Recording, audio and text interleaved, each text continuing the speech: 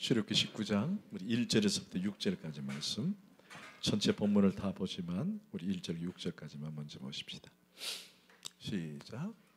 이스라엘 자손이 애굽 땅을 떠난 3개월 되던 날 그들이 시내 광야에 이르니라. 그들이 르비딤을 떠나 시내 광야에 이르러 그 광야에 장막을 치되 이스라엘이 거기 산 앞에 장막을 치니라. 모세가 하나님 앞에 올라가니 여호와께서 산에서 그를 불러 말씀하시되 너는 이같이 야곱의 집에 말하고 이스라엘 자손에게는 말하라. 내가 애굽 사람에게 어떻게 행하였음을, 내가 어떻게 독수리 날개로 너희를 업어 내게로 인도하셨음을 너희가 보았느니라. 새가 다 내게 속하였나니 너희가 내 말을 잘 듣고 내 언약을 지키면 너희는 모든 민족 중에서 내 소유가 되겠고 너희가 내게 대하여 제사장 나라가 되며 거룩한 백성이 되리라. 너는 이 말을 이스라엘 자손에게 전할지니라. 아멘. 자, 앉겠습니다. 침례식을 아마 받겠다고 하신 분들은 침례식 신청서를 이렇게 기록해서 봉헌함 또는 저에게 주시면 도움이 될 것 같습니다. 침례식을 우리는 결혼의식에 비유하기도 합니다. 결혼의식에. 여러분, 우리가 남녀가 오래 만났다고 해서 그것을 부부라고 말하지는 않습니다. 물론 호적에 올려서 이렇게 부부가 된 것을 나라로부터 인정을 받기도 하지만, 그러나 엄밀히 따지면 부부가 되기 위해서는 증인을 세우는 것입니다. 증인을 세우는 것이 바로 결혼 예식입니다. 일가 친척들을 부르고 친구들을 불러서 결혼식을 통해서 증인들 앞에서 우리가 부부인 것을 선언하는 거죠. 그게 바로 결혼예식입니다. 여러분, 침례예식도 이와 비슷합니다. 침례예식은 내가 믿음으로 하나님을 구원받습니다. 아멘. 믿음으로 구원받는 줄 믿습니다. 네, 내가 1대1로 하나님 앞에서 구원을 받았지만, 그러나 회중들 앞에서 내가 하나님의 자녀가 되었습니다. 하나님, 내가 하나님을 믿습니다라고 하는 것을 드러내는 예식이 필요합니다. 공동체 앞에서 내가 공동체로부터 하나님을 내가 아버지로 모십니다라고는 드러내는 예식이 바로 침례예식입니다. 그래서 침례예식이 아주 중요합니다.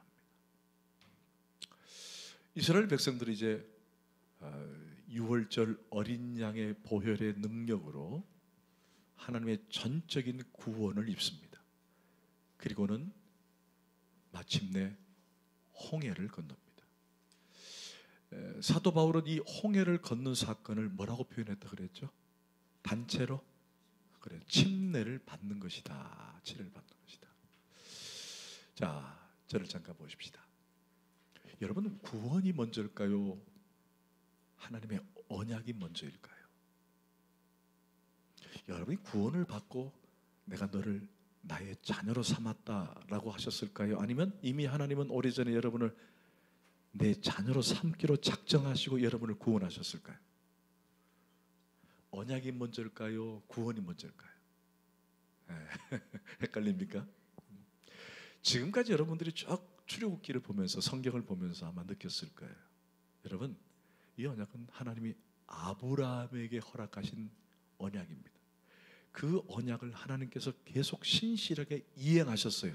어느 순간 이스라엘 백성들이 때가 되어서 하나님이 그들을 구원하신 것입니다. 그래서 하나님의 언약을 성취하신 거예요. 자, 그렇다면 구원이 먼저입니까? 언약이 먼저입니까? 언약이 먼저입니다. 이걸 다시 바꿔서 말한다면은 여러분들이 무슨 잘나서 똑똑해서 구원하는 것이 절대로 아니라 이미 만세전에 여러분을 택하시고 예정하셔서 구원하신 거예요. 아멘. 아멘이에요. 여러분들이 어느 날 갑자기 내가 하나님 믿어야지, 내가 예수 믿고 구원받아야지. 그래? 예수 믿어볼래? 그럼 내가 너 구원해 줄게 하고는 언약 백성으로 삼은 게 아니라는 거예요. 여러분이 알든 모르든, 여러분이 믿건 안 믿거든 오직 하나님께서 여러분을 작정하시고 구원하기로 작정하셨기 때문에 구원은 받은 거예요. 그게 바로 언약이 먼저 온 거예요. 아멘. 그럼 여러분이 언약을 위해서, 구원을 위해서 여러분이 한 게 있어요, 없어요? 없어요.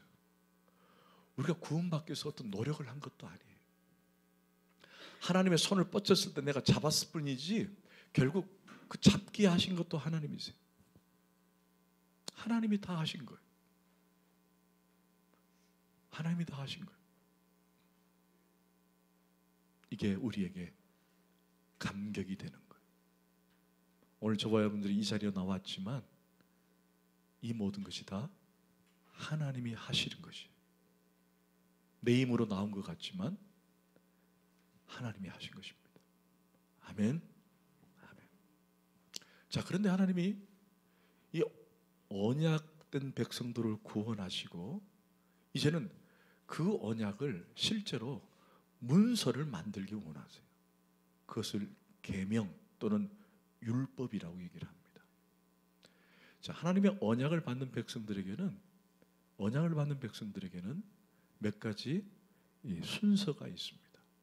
여러분, 우리가 보통 계약서를 쓰면은 어떤 믿는 사람들과 계약을 쓰면은 거기에 맞는 증인 또는 도장을 찍기도 하고 심지어 공증을 쓰기도 하지 않습니까? 하나님께서 언약된 백성을 구원하시고는 거기에 언약이라고 하는 율법을, 메시지를 주기를 원하셨다는 거예요. 그런데 거기에는 몇 가지 룰이 있어요. 그게 뭐냐? 첫 번째는 시간과 장소입니다. 시간과 장소.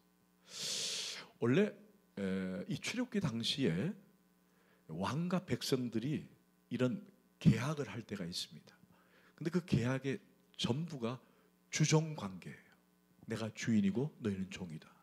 근데 그 주종 관계를 이루기 위한 계약을 할 때마다 뭘 하느냐? 짐승을 갈라서 그 사이를 지나가게 하는 거예요. 만약에 이것을 파기하면 네 죽고 내 사는 거예요. 네 죽고 내 사는 거.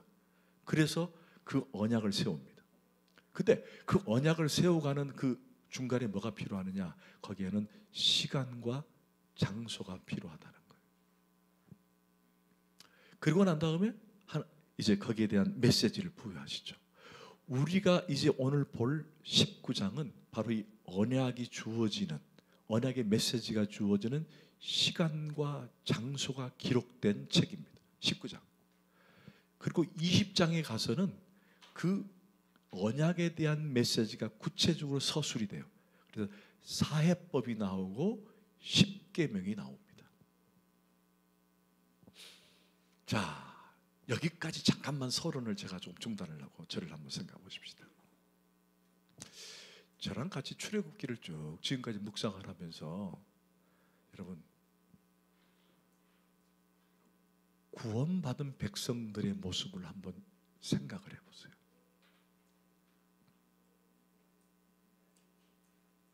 구원받은 백성들이 온전했나요? 온전했나요? 구원받은 백성들이 하나님 말씀에 잘 순종했나요? 뭐만 하면 원망불평했잖아요. 그러다가 어떻게 했어요? 마음에 안 들면은 모세도 죽이려고 했단 말이에요. 그런데 하나님께서 구원받은 백성들을 끌고 가시는 걸 보면은 참 대단해요. 아니, 내가 언약으로 세운 백성을 어떻게든 끌고 가세요. 근데 끌고 가는데 여러분, 만약에 그 백성이 반항하고 투덜거리고 내 못 가겠다 그러면은 여러분 같으면, 여러분이 하나님이라면 어떡할 것 같아요? 발로 차버리지 않겠습니까? 땡. 그런데 그렇게 답답하고 말 안 듣고 속썩이는 이스라엘 백성들을 오늘 본문까지 끌고 온 거예요. 이것을 가르쳐서 하나님의 열심이다라고 말을 해요. 뭐라고요? 하나님의 열심. 여러분, 하나님의 열심은요, 대단한 거예요. 대단한 거예요. 여러분 생각해 보세요. 하나님의 열심이 있었기 때문에 하나님이 우리를 구원하시고 구원을 이루고 가세요. 뭐 이스라엘 백성 데리고 와서 광야에 내놓고 너희들 알아서 가, 이게 아니었어요. 그들이 필요하면 다 먹이시고 입히시고 밤에는 불기둥으로 낮에는 구름기둥으로 계속적으로 인도하십니다. 그런데 계속 그들은 뭐예요?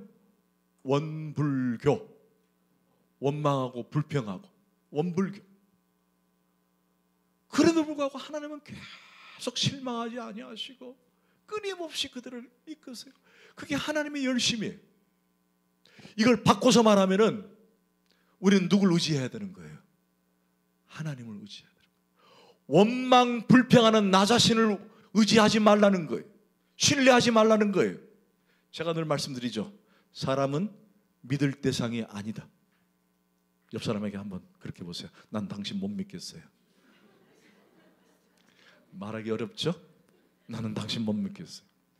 그러나 나는 당신을 사랑하기로 작정했습니다. 다 해보세요. 믿을 수 없지만 사랑하겠습니다. 아멘. 아멘. 그렇지 않아요? 여러분 옆 사람 믿을 수 있어요? 예, 그랬습니다. 와, 대단합니다. 저는 가끔 아내에게 그래요. 날 믿지 마세요 그럽니다. 여러분 저 자신도 못 믿겠는데 어떻게 남을 믿어요? 그러나 사랑할 수는 있습니다. 아멘.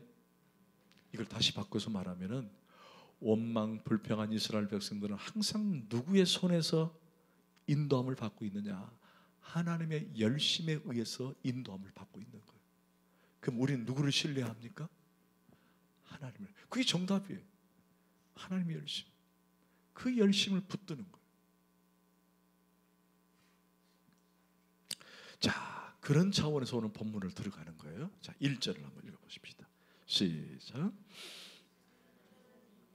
땅을 떠난 지 3개월이 되던 날 그들이 시내 광야를 이르니라.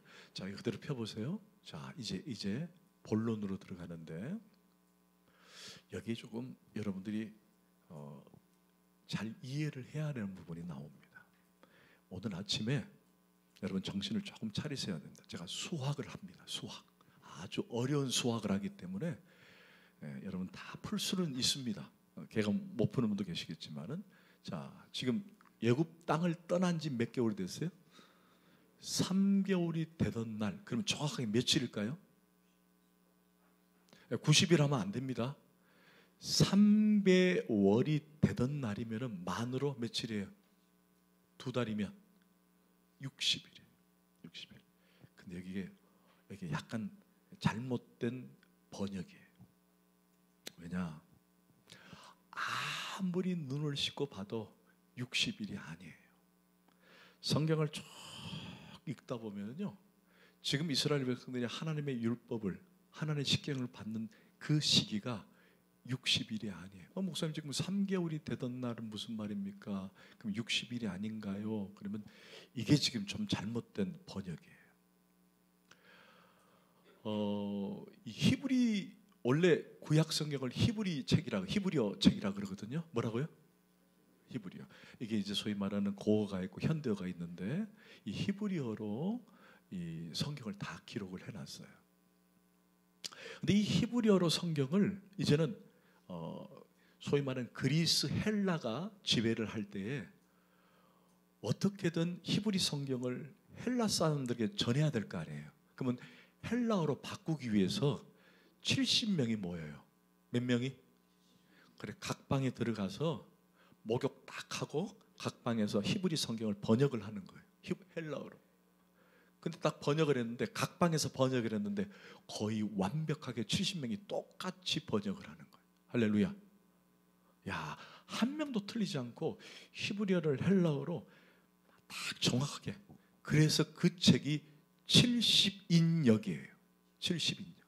그것이 나중에 영어로 바뀌게 됩니다. 우리가 이제 한글로 바뀌었지만, 근데 원문에 정확하게 3개월 되던 날이 아니라 3월 초 하룻날로 돼 있어요.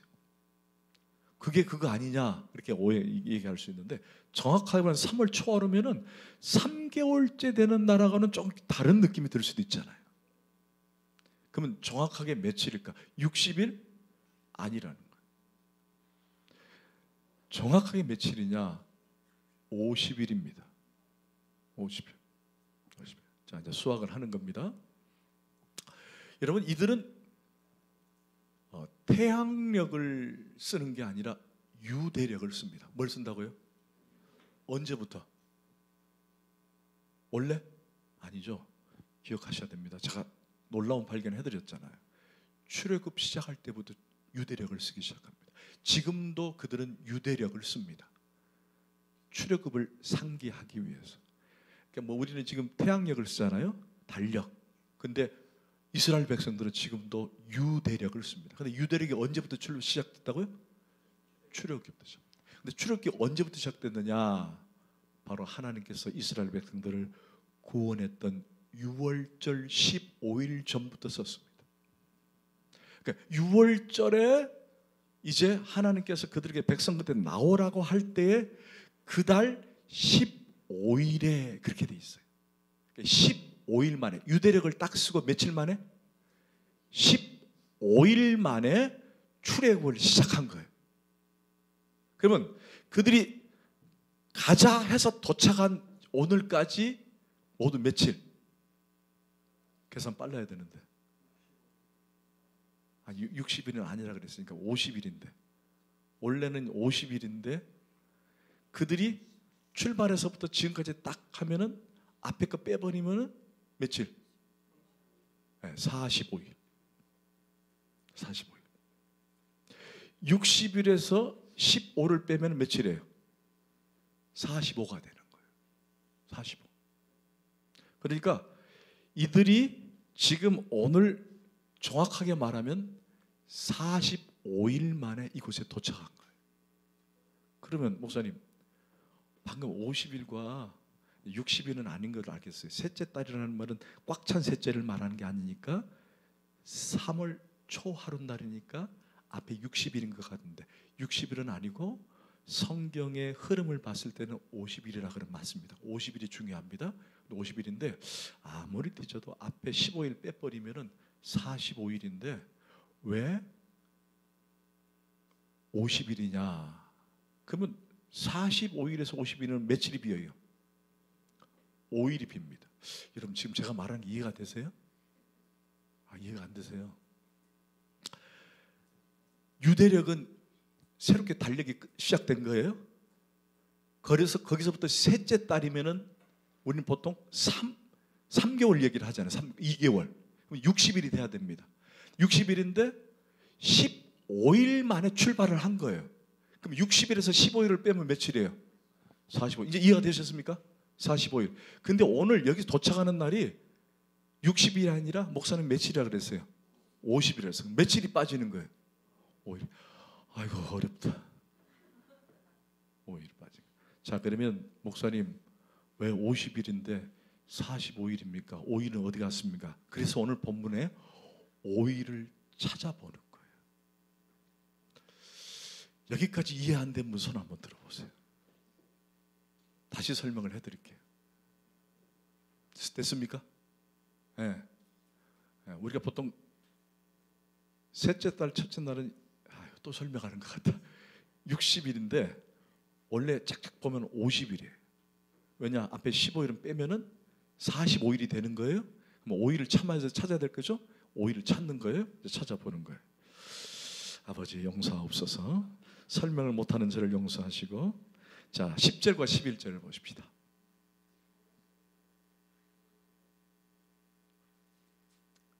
10절과 12절. 왜 저렇게 목사님께서 이 숫자를 강조하는지를 이제 서서히 이제 여러분 속에 이제 의문을 품기 시작합니다. 자, 10절, 11절 시작.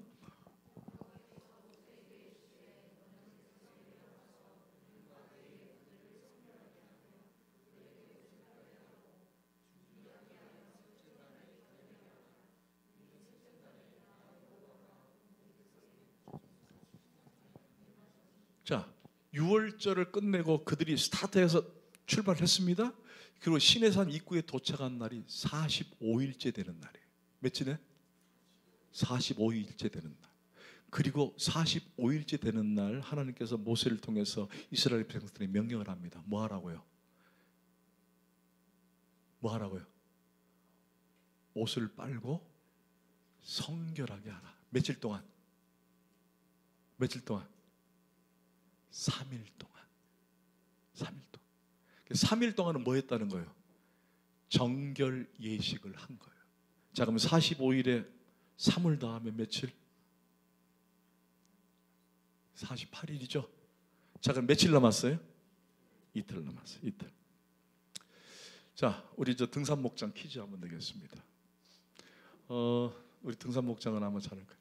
여러분, 등산하면 보통 산 높은 데 갔다가 내려오면 시간이 얼마나 걸려요?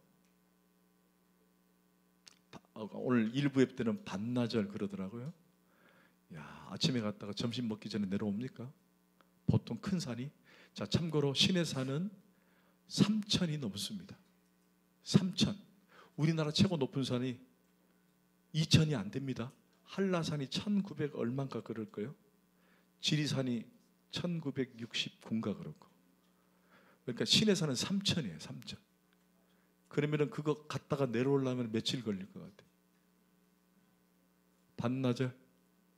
네, 적어도 하루는 걸립니다. 자, 여러분 3절을 보십시다. 3절.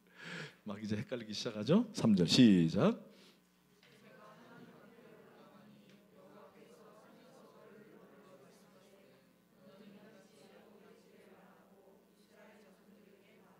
자, 모세가 어떻게 됐죠? 여호와께서 산에서 그를 부른지라. 그럼 모세가 산에 갔다는 거예요, 안 갔다는 거예요? 산에 갔죠. 자, 그 다음에 7절 앞에만 보는 거 시작. 모세가 잠깐만, 여기까지만 합시다. 모세가 산에 올라갔다가 내려왔죠. 그러면 며칠 걸린 거예요? 하루 걸린 거예요. 하루 걸린 거예요. 하루. 자, 그리고 이제 8절을 보십시다. 시작.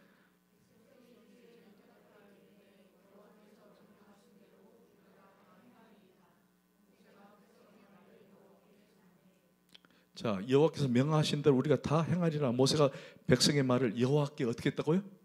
어디서 전했어요? 산에 올라가서 전한 거예요. 자, 두 번째 산에 오른 거예요. 목사님, 전했다는 말은 밑에서 전할 수 있는데 왜 뭐 어떻게 됩니까? 그러면 14절을 보면 더 정확해지죠. 14절 시작. 됐습니다. 모세가 산에서 그렇죠.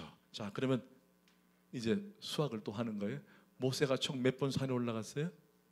2번. 그럼 며칠이 지난 거예요? 모두 며칠? 그러면 50일이 되는 거예요. 45일에 도착해서 정계시를 3일 동안 하고 모세가 하나님의 말씀을 듣고 전하기 위해서 이틀 왔다 갔다 산에서 왔다 갔다 한 거예요. 그래서 총 며칠? 50일. 자, 저를 봅시다. 아이고, 목사님 서론이 너무 깁니다. 그죠? 저를 잠깐 봐요. 근데 왜 목사님이 50을 강조할까? 왜 50을 강조할까? 거기는 중요한 이유가 있기 때문에 그런 거예요. 여러분, 50이라는 단어를 한자로 뭐라는지 아십니까? 저는 다 아니까 여러분 지금 질문을 용서하십시오. 여러분, 50이라는 단어를 한자로 오순이라 그럽니다. 뭐라고요? 오순. 여러분, 성경이 출애굽에서 하나님이 6월절에 어린 양을 잡고 그리고 출애굽에서 50일째 되는 날을 하나님은 뭘로 명령하시면은 오순절로 명령을 하십니다. 그래서 50은 오순입니다. 오순절이 되는 거예요. 그래서 50이라는 단어가 매우 중요합니다. 왜 매우 중요하냐? 여러분, 6월절 어린 양을 잡을 때 그 6월절은 뭘 예표했죠? 예수 그리스도의 십자가의 사건을 예표한 사건이에요. 그죠?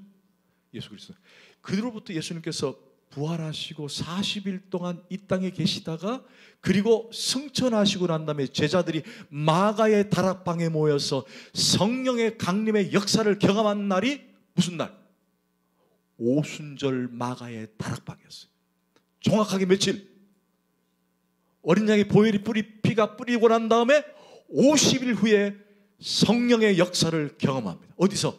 마가의 다락방에서. 그리고 최초의 교회가 탄생을 합니다. 할렐루야. 신약 교회가 언제 태어났다고요? 오순절 마가의 다락방에서. 그래서 50일이 중요한 거예요. 50일.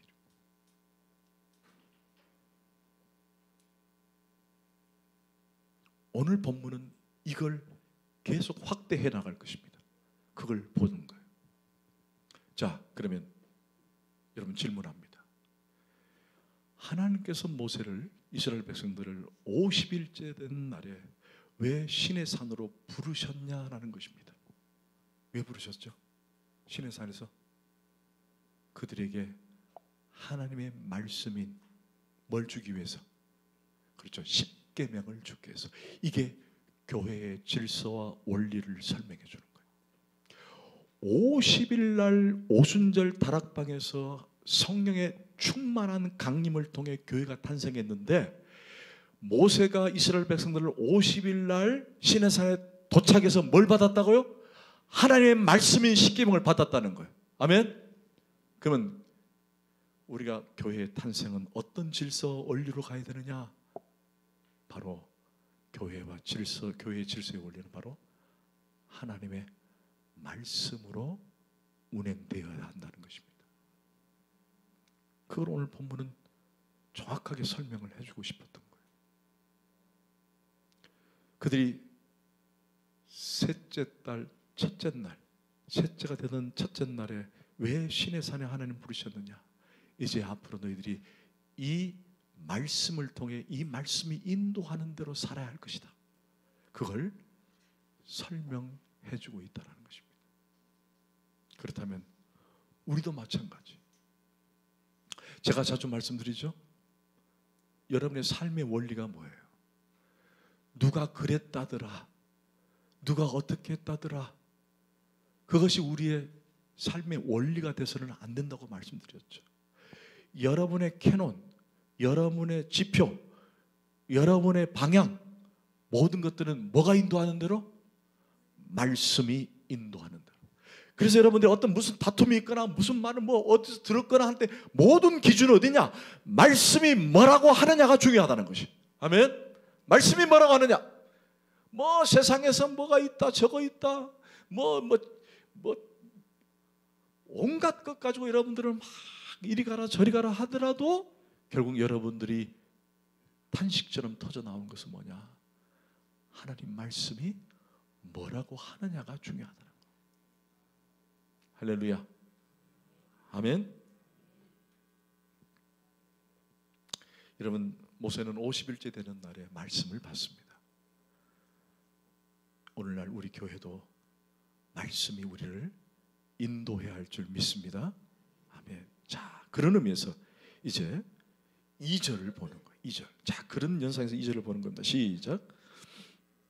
그들이 르비딤을 떠나 시내 광야에 이르러 그 광야에 장막을 치되 이스라엘이 거기 산 앞에 장막을 치니라. 저를 잠깐 보십시다.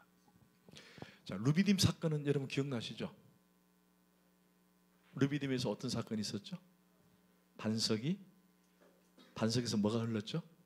물이 생겼습니다. 그래서 그 사건을 우리는 무리바 사건이다.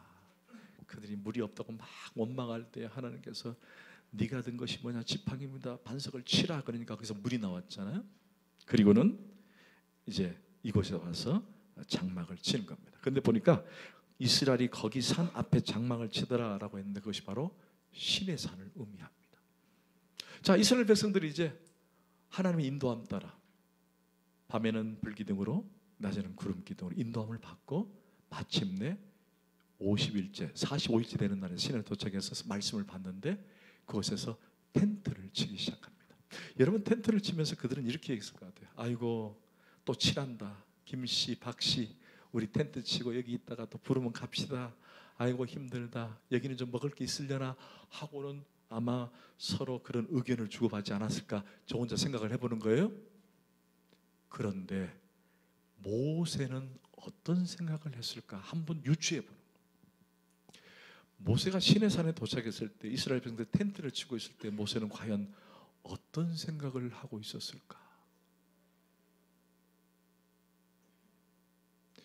그러기 전에 내가 이런 질문을 하나 하고 싶어요. 여러분, 모세는 이 시내산이 처음일까요? 아니면 두 번째일까요? 이런 질문을 내는 것은 의도가 있다는 걸 아시겠죠? 처음일까요? 두 번째일까요? 네, 모세는 이곳이 두 번째입니다. 그걸 찾아봐요. 출애굽기 3장이에요. 3장 1절 시작. 모세가 그의 장인 미디안 조사장 이드로의 양떼를 치더니 그때를 광야 서쪽으로 인도하여 하나님의 산, 무슨 산? 호렙산을 다른 말로 신의 산, 또 영적인 산이라고 해서 그것은 하나님의 산이라고 제가 얘기 드렸죠? 기억나시죠? 자, 호렙산 또는 다른 말로 신의 산. 그가 왜 이곳에 갔어요? 양을 치기 위해서. 왜 양을 치게 됐죠? 그가 그의 신분이 왕자였지만은 그만 살인을 저지르고 쫓기다시피 미디안 광야로 흘러 가다가 그의 장인 이드로를 만나서 그의 처가살이를 40년 동안 합니다. 그리고 처가살이를 40년 동안 하면서 그가 하는 것은 모두 아침 밥 먹으면 양떼 데리고 나와서 양 먹이고 집에 들어가는 걸 하는 거예요.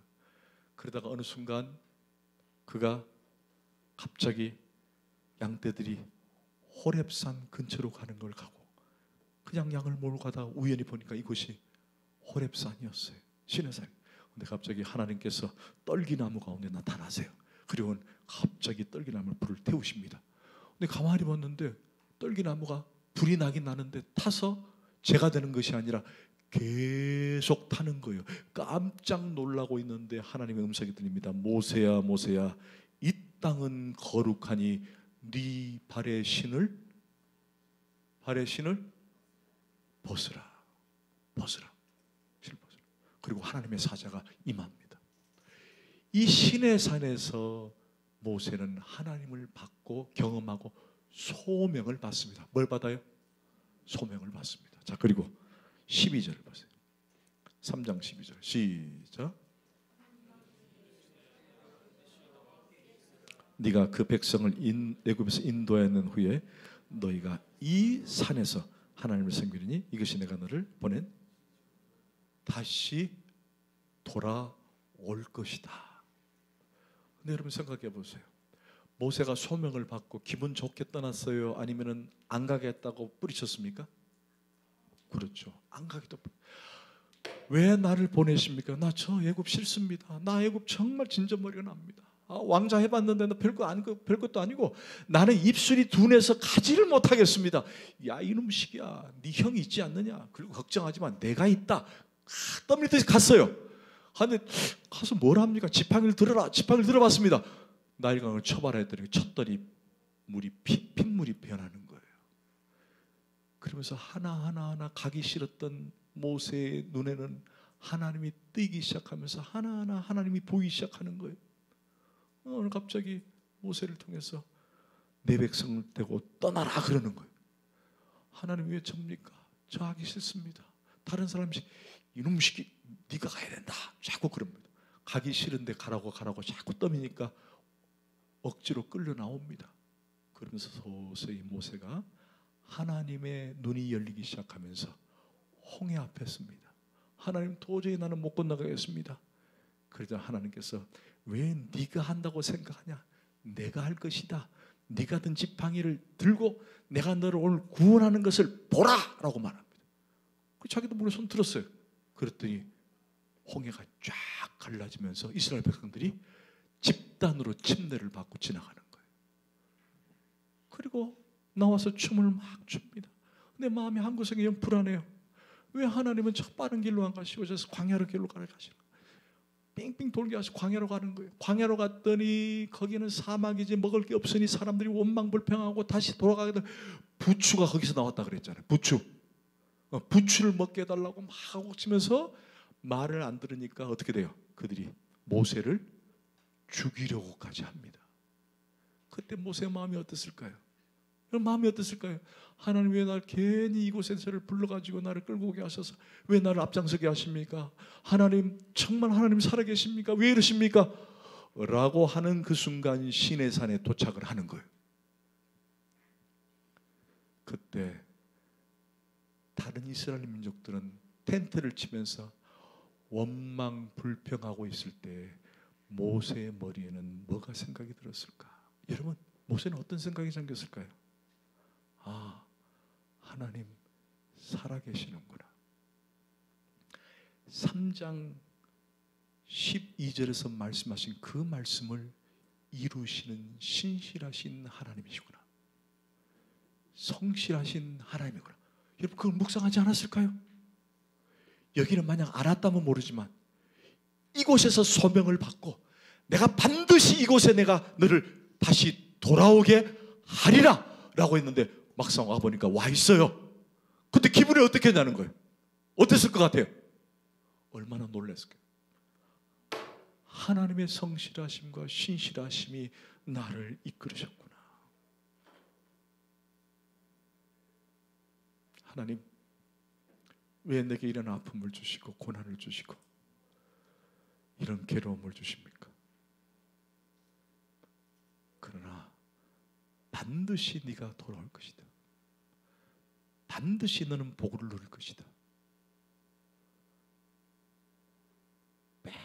뺑뺑 돌아가지고 왔는데 보니까 역시 하나님은 성실하시고 신실하시군요. 나를 여기까지 인도하셨습니다. 여러분, 하나님은 어떤 마음이었을 것 같아요? 모세야, 그래 네가 참 잘 참았다. 그죠? 모세야, 네 참 잘 참았다. 네 얼마나 힘들었노? 가기 싫었는데 내가 떠밀어가지고 너 갔잖아. 백성들부터 네가 죽을 뻔도 했고 너 그때가 막 포기하고 싶었을 텐데 고맙다, 고맙다. 여기까지 와줘서 고맙다. 하나님도 그런 확인하는 자리가 이곳이에요. 여러분 인생 가운데 왜 이 길을 가게 하십니까? 라고 원망불평할 수는 있지만은 그러나 하나님이 계획하시고 목적하신 바는 분명히 이루신다는 것이 하나님의 진리라는 것입니다. 여러분 부탁합니다. 지금 낙심하고 괴로워서 여러분 주저앉지 마십시오. 그 고난길을 통과할 때 분명히 하나님은 여러분을 향해 성실하시게 신실하시게 여러분을 이끌고 계신다는 사실입니다. 그래서 그 주님을 신뢰하십시오. 아멘. 저는 오늘 본문을 묵상하면서 그 생각이 막 들었어요. 야, 모세는 이것이 처음이 아닌데 어떤 기분이었을까? 저도 그래요. 저도 제가 소명받은 장소에 가끔 가거든요. 지금은 못 가지만 옛날에 한번 가면은 하나님이 나를 이곳에서 부르셨는데 여기까지 나를 인도하셨구나. 그런 생각들을 가끔 가질 때가 있었어요. 여러분, 하나님이 여러분을 지금도 사랑하십니다. 그분은 신실하신 분이십니다. 뿐만 아니라 여러분을 향해 성실하신 분이십니다. 그것을 오늘 저는 여러분에게 그렇게 말합니다. 이것이 바로 하나님의 열심이다. 아멘. 자, 여러분 3절을 보십시다. 시작. 모세가 하나님 앞에 올라가니 여호와께서 산에서 그를 불러 말씀하시되 너희 같이 야곱의 집에 말하고. 자, 여기 아주 중요한 표현을 하나를 소개합니다. 야곱의 집에 말하고 이스라엘 자손에게 말하라. 여러분 굳이 꼭 야곱을 왜 들였었을까? 왜 이스라엘을 왜 들였었을까? 여러분 하나님의 언약을 소개할 때는 이 사람이 빠지면 안 됩니다. 하나님의 언약을 소개할 때는 이 사람이 빠지면 안 되는 사람이 누구냐? 야곱입니다. 누구? 야곱. 근데 이 야곱은 어떤 대명사예요? 이기주의, 약삭빠른 사람, 못된 인간, 자기밖에 모르는 자기중심적인 사람. 그럴 때 항상 샘플로 등장하는 사람이 야곱입니다. 그런데 동시에 이 사람은 언약 아래에 있는 사람이에요. 그래서 이에게 세운 언약이라는 단어만 나오면 꼭 아브라함과 이삭과 야곱이 나와요. 야곱. 근데 이 야곱이라는 사람이 야복강에서 하나님 앞에 나와 씨름을 하는데 여호와의 사자가 네 이름이 뭐냐라고 물었어요. 네 이름이 뭐냐? 그때 야곱의 입에서 터져 나온 것이 저의 이름은 야곱입니다라고 말합니다. 근데 그건 자기 이름을 말하는 게 아니에요. 저는 매우 나쁜 인간입니다. 그걸 고백한 거예요. 저는 이기주의자입니다. 저는 저밖에 모릅니다. 저는 나만 알고 저는 내 걸 챙기기를 엄청 좋아하는 인간입니다 라고 자기가 토로를 하는 거예요. 그게 야곱이라는 겁니다. 그리고 밤새도록 사자와 씨름을 하고 그 다음날 사자가 네 이름을 바꿔라 그럽니다. 네 이름 바꿔. 뭘로 바꿨어요? 그렇죠. 이스라엘로 바꿉니다. 야곱의 이름이 이스라엘로 바뀌는 거예요. 그러니까 이것은 왜 오늘 본문에서 이 야곱과 이스라엘을 같이 썼느냐? 그게 바로 이중성을 얘기하는 거예요. 이스라엘 백성들이 하나님으로부터 받은 언약의 백성이라는 걸 드러내기 위해서 이스라엘이라는 단어를 썼지만, 그러나 그들은 광야 생활 가운데 어떻게 써요? 하나님을 원망 불평했거든요. 누구처럼? 약삭빠른 이기주의자인 야곱처럼. 그래서 야곱과 이스라엘이 같이 나오는 거예요. 그런데 가만히 보니까 야곱과 이스라엘이 누구예요? 누구 같아요? 여러분 아니에요? 여러분이잖아요. 똑같잖아요. 하나님이 여러분을 자녀 삼으셨어요. 아멘. 그래서 여러분이 이스라엘이 된 거예요. 원래 이방인이었는데, 나그네였는데. 근데 여러분 다 이스라엘이 된 거예요.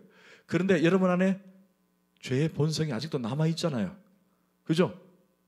죄의 본성이 남아있어요. 그러니까 여러분 누구예요? 야곱이에요. 마치 우리를 얘기하고 있는 거예요, 지금. 출애굽의 과정은 누구를 설명한 거예요? 나를 설명하고 있는 거예요. 나를 설명. 참 우리 하나님의 열심은 참 대단하세요. 여러분 4절을 보십시다. 시작. 내가 옆 사람이 어떻게 인도했음과 내가 어떻게 독수리 날개로 너희를 업어 내게로 인도했음을 너희가 보았느니라. 자, 또 한번 보십시다. 이제 설명을 해줘야만이 그 다음 절에 이제 본문이 됩니다. 자, 그럼 이제 구원을 설명하고 싶어요, 여러분들. 자, 하나님이 이스라엘 백성들을 어떻게 독수리 날개로 너희를 업어서 내게로 인도했음을 너희가 보았느니라. 여러분, 독수리 날개로 새끼들을 품었다는 얘기예요. 업었다는 얘기예요. 그러면 물어보십시다. 구원을 받는데 품은 새끼들이 한 개 있어요, 없어요? 있어요, 없어요? 없다는 얘기. 너희들이 구원을 위해서 한 게 하나도 없다라는 거예요. 그걸 설명하고 싶은 거예요. 너희들이 독수리 날개로 내가 너희를 품은 것처럼 내가 너희들을 구원했는데 너희들은 구원을 이루기 위해서 너희들이 한 게 하나도 없다는 거예요. 그러니까 여러분들 구원받기 위해서 뭘 했다는 거예요, 안 했다는 거예요? 안 했다는 거예요. 아멘. 이건 전적인 하나님의 은혜라는 거예요. 여러분의 구원은 전적인 하나님의 은혜다. 할렐루야.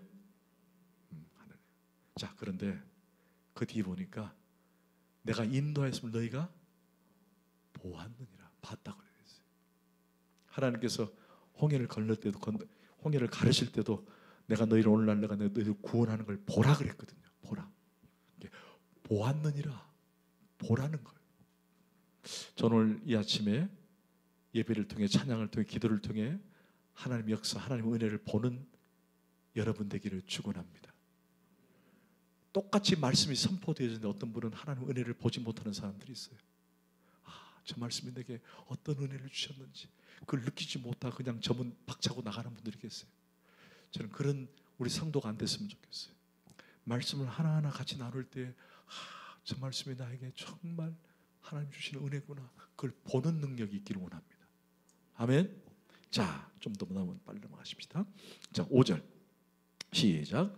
세계가 다 내게 속하였으나니 너희가 내 말을 잘 듣고 내 언약을 지키면 너희는 모든 민족 중에서 내 소유가 되겠고. 여러분 이걸 오해하시면 안 됩니다. 이게 조건적 구원론으로 이해하시면 안 돼요. 너희들이 잘 지키면 내가 너희들을 복을 주고 너희가 안 지키면 내가 너희를 내버리겠다. 절대로 그런 내용이 아닙니다. 이것은 너희들 내가 자녀 삼았으니 쓸데없는 짓 하지 말고 어떻게 하라고? 내 말한 대로 살아라, 그런 뜻이에요. 여러분 새끼들이 아무리 애를 썩인다 그래서 내가 호적을 파버렸어요. 호적 팔 수 있나요, 권사님? 못 파죠? 근데 내가 그랬잖아요. 저놈 호적 파버려야지 그런 말 하잖아요. 만약 호적을 팠어요. 그렇다고 해서 그 아들이 내 아들이 아닙니까? 그래요? 호적을 팠다 그래서 저 아들이 내 아들이 아니에요? 호적을 판들 저 아들은 영원한 내 아들이에요. 아멘.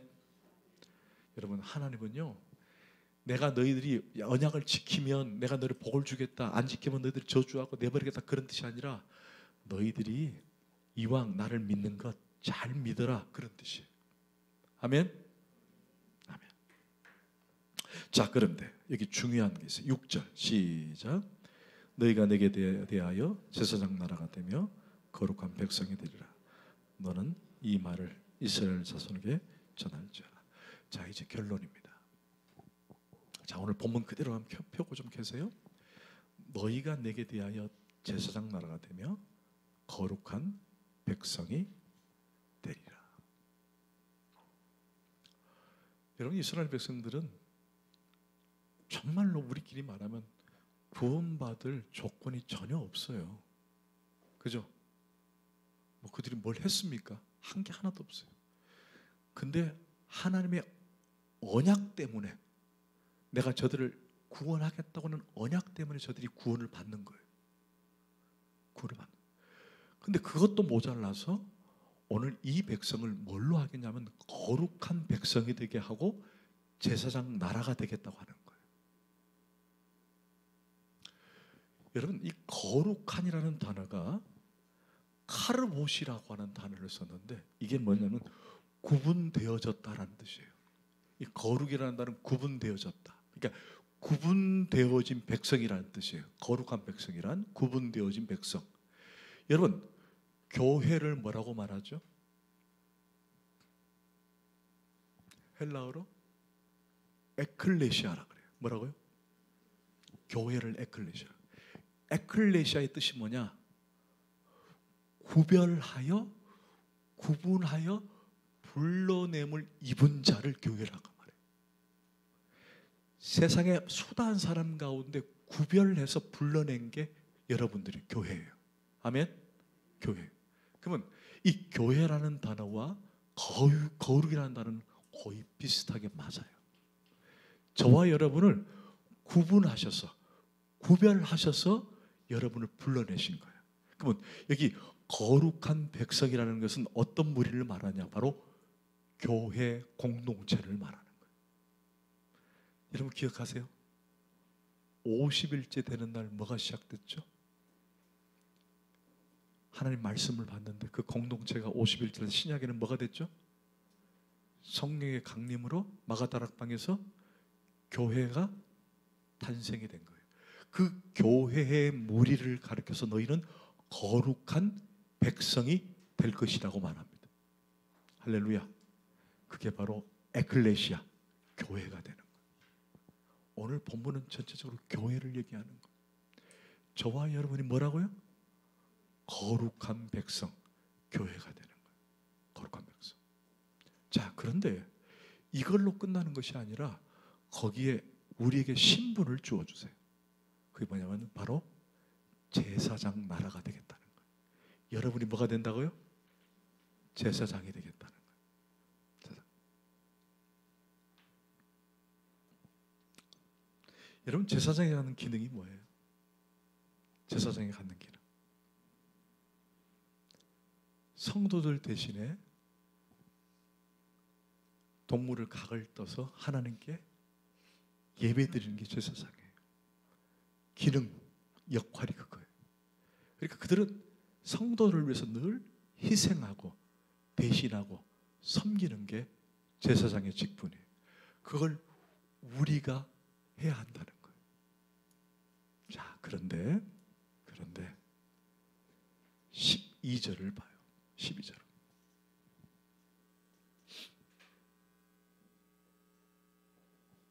시작. 너는 백성을 위하여 주의 경계를 정하고 이르기를 너희는 삼가 산에 오르거나 그 경계를 침범하지 말지니 산을 침범하는 자는 반드시 죽임을. 자, 이제 시내산에 올라갑니다. 근데 올라가는데 꼭대기에 하나님께서 영광 가운데 임하세요. 근데 이스라엘 백성들은 땅에 있습니다. 근데 땅에서 못에 따라서 올라왔다가 만약에 하나님의 영광을 보면 다 죽는 거예요. 그러니까 하나님께서 뭐라고 말하느냐? 아무도 산에 오르게 하지 마라. 만약에 오면은 그들은 다 죽게 될 것이다. 그러면 이것을 세 등분 해봐요. 땅, 중간 역할자, 하늘, 하나님이에요. 여러분 딱 3등분으로 나눠요. 3등분. 근데 이 3등분이 어디에도 적용이 되느냐? 바로 성막에도 적용이 됩니다. 어디도요? 자, 회중들이 하나님께 제사를 지내기 위해서 흠없는 양을 가지고 성막 안뜰에 도착을 합니다. 안뜰. 이거는 성도들이 갈 수 있는 곳이에요. 안뜰. 그러면 그 성막 안에 뜰이 있고 그 다음에 그 양떼를 갖고 와서 양을 잡아주는 곳이 있어요. 그게 뭐죠? 그렇죠. 성소가 됩니다. 성소. 그리고는 마지막 1년에 한 번 또는 두 번 들어가는 곳이 하나 있어요. 아주 은밀한 곳이죠. 그건 아무나 못 들어갑니다. 만약에 들어갔다가 잘못되면 죽습니다. 어디죠? 그렇죠. 지성소입니다. 그리고 제사장만 들어갈 수 있어요. 제사장만 들어가는데 만약에 제사장이 죄가 지었거나 잘못했으면 그래서 죽습니다. 그래서 항상 끈을 메고 가요. 그래서 밖에서 다른 제사장들이 흔들어댑니다. 혹시 죽었으면 움직이지 않으니까 끌어내는 거예요. 그곳에 가면 죽습니다. 지성소입니다. 자, 3등분이에요. 성도들은 뜰까지 갈 수 있어요. 그러나 지성소는 못 들어갑니다. 중간에 성소가 있습니다. 여러분, 시내산 밑에는 백성들이 있습니다. 그리고 위에는 하나님의 영광이 있습니다. 백성들은 지성소로 못 나갑니다. 시내산 꼭대기에 갈 수 없습니다. 가면 어떻게 되죠? 죽습니다. 지성소로 아무나 못 들어갑니다. 죽습니다. 그런데 그 역할을 누가 했죠? 이틀 동안 오르락내락한 사람 누구예요? 모세입니다. 자, 그러면 성막을 채웠는데 성막에서 이 백성들의 각을 뜨고 성소에서 태우고 그 다음에 지성소로 들어간 사람이 누가 했죠? 제사장들이 했다는 거예요. 근데 그 역할을 누가 하겠다고요? 그렇죠. 교회인 여러분이 하게 된다는 것이. 그 얘기를 지금 하고 있는 거예요. 할렐루야. 여러분은 거룩한 백성이에요. 교회예요. 교회. 그런데 그 교회에서도 여러분의 중요한 여러분의 기능, 직능이 뭐냐? 모두가 제사장이라는 거예요. 성경 하나 찾아봐요. 히브리서. 시작. 그러므로 우리에게 큰 대제사장이 계시니 승천하시니 곧 하나님의 아들 예수시라.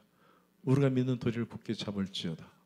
우리에게 있는 대제사장은 우리의 연약함을 동정하지 못하실 리가 아니요 모든 일에 우리와 똑같이 시험을 받으신 이로되 죄는 없으시니라.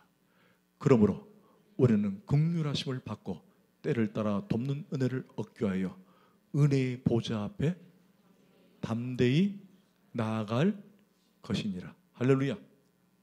누구 때문에? 예수님 때문에. 원래는 휘장이 한 개로 돼 있었어요. 근데 예수 그리스도가 십자가에 죽으심으로 휘장이 위에서 아래로 찢어집니다. 찢깁니다. 그리고 그 하나님과의 우리 관계의 담을 허셨습니다. 누가? 예수 그리스도의 보혈의 능력으로. 그리고 우리가 담대하게 나가게 된 거예요. 그래서 우리를 가르쳐서 우리는 모두가 제사장이 된 거예요. 할렐루야. 누구 때문에? 예수 그리스도 때문에.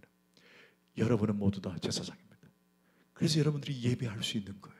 지금 여러분들이 왜 예배를 드릴 수 있어요? 왜 예배 드릴 수 있습니까? 여러분이 제사장이기 때문에 예배를 드리는 거예요. 하나님께 집죠. 그런데 여러분들이 제사장의 직무로 끝나는 것이 아니라 그 기능 중에 하나가 하나님과 백성을 연결해주는 역할을 해야 한다는 거예요. 할렐루야. 그게 바로 제사장의 직무입니다. 그걸 가르쳐서 언약의 메시지이신 여러분이 복의 통로가 되라는 거예요. 복의 통로. 저는 오늘 메시지를 쭉 같이 묵상을 하면서 오늘 교회의 기능에 대해서 한번 생각을 해봤습니다. 하나님은 오순절날 교회를 세우셨습니다. 그게 앞에 그림을 그대로 그려진 거예요. 근데 오순절 그 교회를 세웠는데 그냥 세운 것이 아니라 그때 하나님은 모세를 통해 말씀을 허락하셨습니다. 교회가 인도함을 받는 것은 말씀이었던 거죠. 그런데 그뿐만 아니라 우리에게는 거룩한 백성이고 제사장 나라가 되겠다는 것입니다. 교회는 우리 모두가 그리스도 때문에 제사장이 된 거예요. 이것을 다른 말로 말하면 여러분은 담대하게 나아가는 제사장 예배자가 되는 거예요. 그렇다면 오늘 저와 여러분이 오늘 이곳에서만 제사장의 역할을 감당할 것인가? 아니라는 거예요. 하나님과 백성 사이를 오가면서 교랑 역할을 했던 모세처럼 세상에 나가 세상 사람들에게, 직장 동료들에게 여러분들은 제사장의 역할을 감당할 수 있어야 된다는 거예요. 그것이 복음이 될 수도 있고, 그것이 제사장의 직능 가운데 섬김이 될 수도 있고, 희생이 될 수도 있는 거예요. 여러분이 그런 자리에, 그런 제사장의 자리에 반열에 올랐다는 것입니다. 그렇다면 여러분, 이번 한 주간 우리 그렇게 살면 어떨까요? 나는 제사장입니다. 내가 모여 하나님을 예배하고 모여서 하나님 그리스도의 이름으로 담대하게 예배하지만 또한 동일하게 세상에 나가서는 세상 사람과 하나님과의 그 관계를 교랑 역할을 하는 복의 통로가 되는 그런 제사장이 되겠다. 그게 오늘 본문의 핵심이 되는 거예요. 그런 저와 여러분 되기를 간절히 소원합니다. 기도하십시다.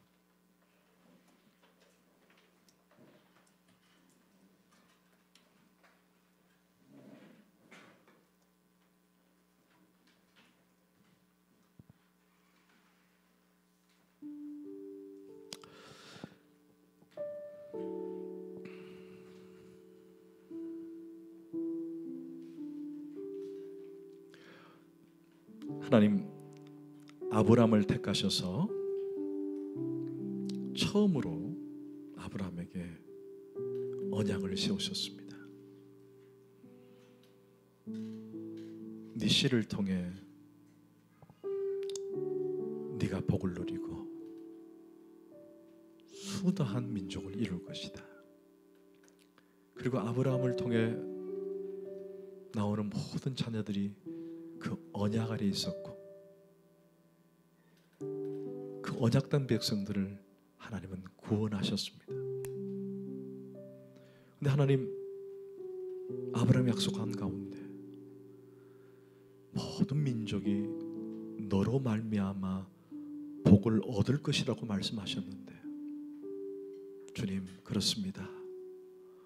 저를 제사장으로 삼으셨고 거룩한 백성으로 삼으셨는데 나를 통해 주변이 복을 받게 하여 주옵소서. 나를 통해 주변의 많은 사람들이 복을 누리게 하여 주옵소서. 가장 중요한 복, 생명의 복을 누리게 하여 주옵소서. 나를 통해 그들 가운데 복음이 전해져서 하나님의 생명을 입는 놀라운 역사가 있게 하여 주옵소서. 감사하고 예수 그리스도 이름으로 간절히 기도합나이다.